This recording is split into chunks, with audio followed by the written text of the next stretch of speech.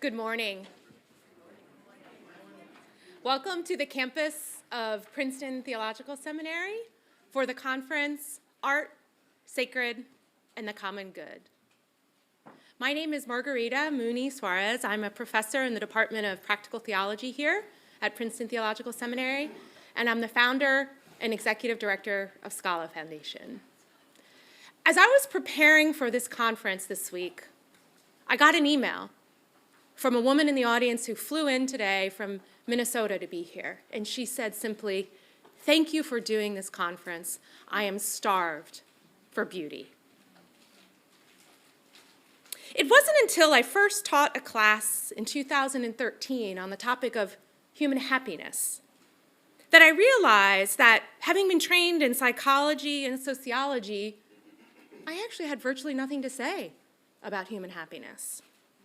So I began to turn to moral philosophy and to theology to look at some of the questions that I wanted to understand better about how human beings find meaning and purpose.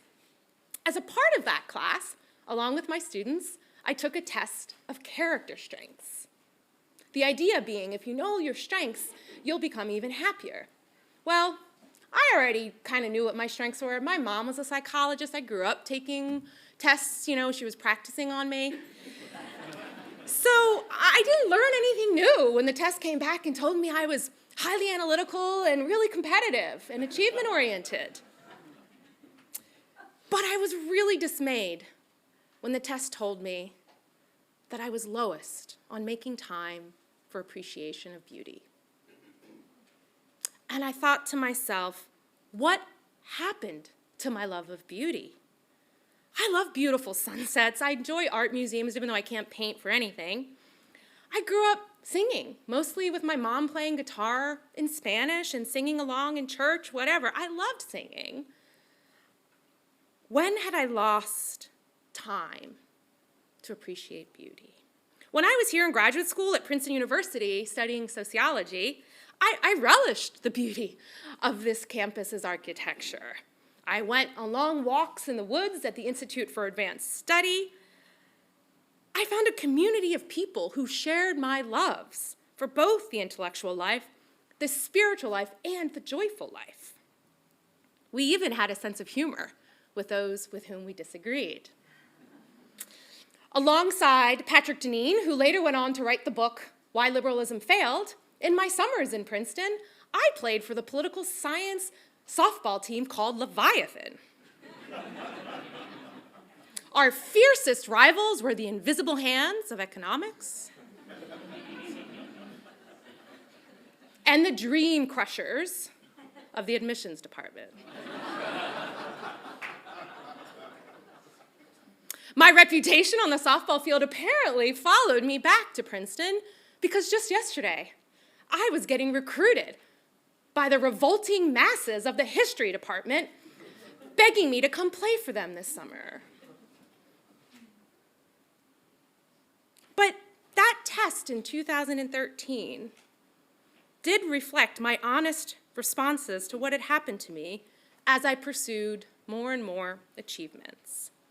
There was really, what that test told me was not to be more analytical and controlling to become happier, but that I had to rethink the connection between my desires and my actions. I also realized when students took that test that what it most revealed to them was just how unhappy they were and unsure where to turn to find meaning and purpose. They described elevated stress levels, anxiety, and I began to worry that actually maybe I was part of the problem, that I was passing on to them this kind of one-dimensional way of looking at life. So that's why when I moved back to teach at Princeton Theological Seminary in the fall of 2016, I started Scala.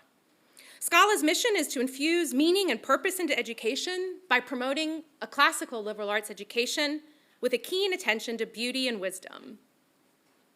Our reading groups, faculty seminars, student trips, intellectual retreats, and programs like this conference, our first in the last 2 years, helps equip students, writers, artists, intellectuals, and educators with the ideas and the communities of people with shared loves needed to revitalize culture and restore the unity of beauty, truth, and goodness.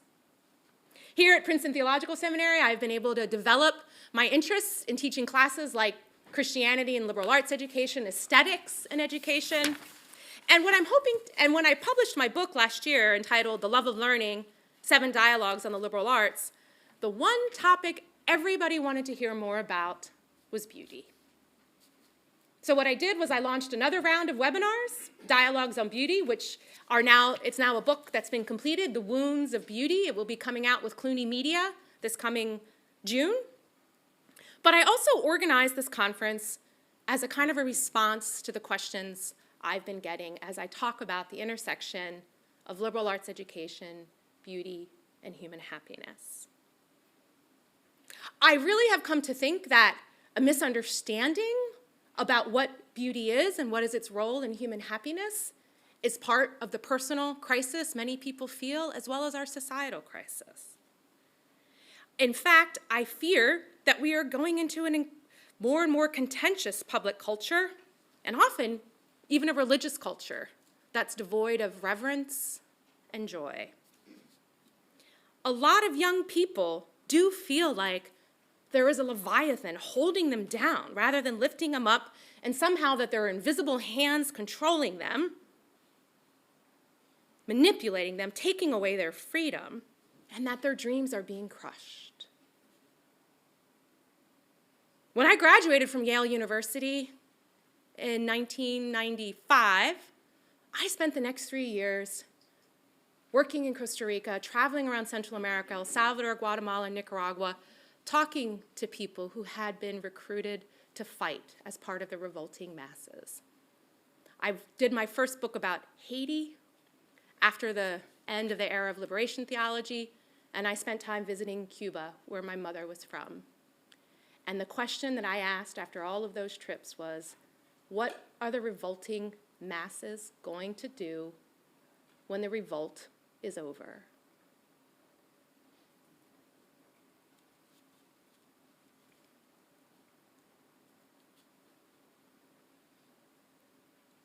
So today, I want us to both be pessimistic as well as optimistic about where we're going with this topic about culture and beauty.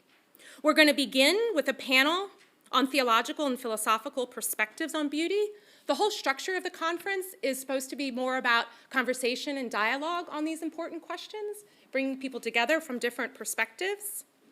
I also really wanted you to be able to experience beauty. So after our first panel and a coffee break, we will have a choral concert led by Paul Jernberg. He wrote an original composition of lauds, morning prayer, for this conference. We got a sneak peek of it yesterday, and it was fantastic. And by the way, this is not something that's just going to be performed. You will be participating with the choir, so please get ready for that. Then after that, we will have our second panel on storytelling, literature, fiction. What does it look like in today's age to have stories that unite rather than divide? After lunch, we will hear from artists and musicians about what does it mean to bring ancient forms of art into the modern world. And we will close with a panel on beauty in the curriculum. What does it actually take to get beauty, both as a subject, but also as an ethos that underlies all subjects, into the curriculum? So I will say that I do believe that this topic, although for many people it sounds philosophical or abstract, I think it's really urgent.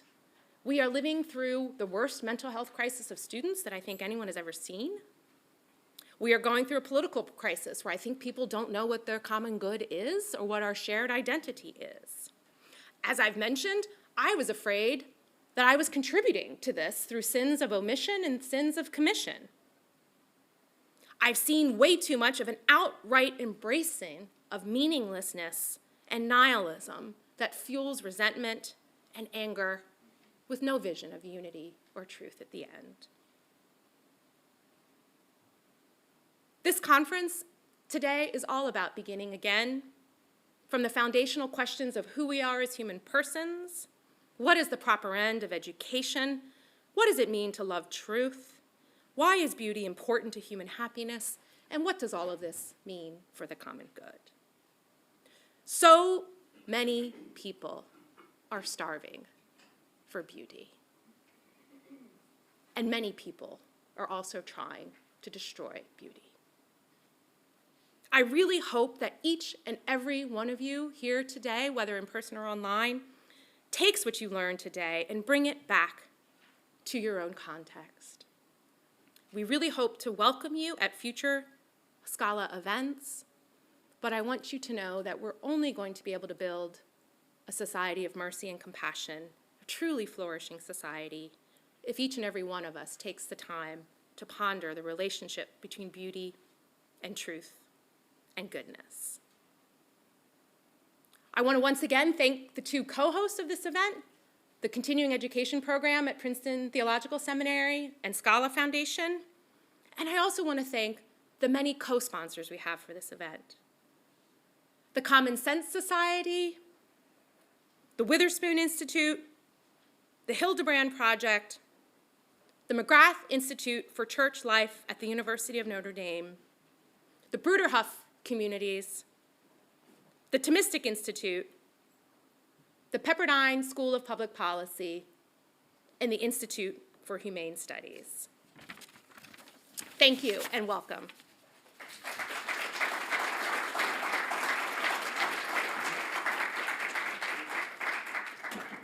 We're going to have the first panel now, but I'll just make a couple of public service announcements. You've probably already figured this out, but men's and women's restrooms are on the third floor. There are additional restrooms on the basement.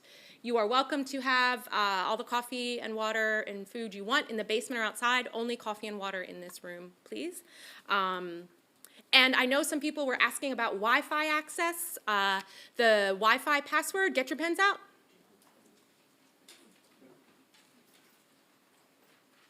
I mean, those of you who want the Wi-Fi password, I didn't mean all of you. Maybe all of you are.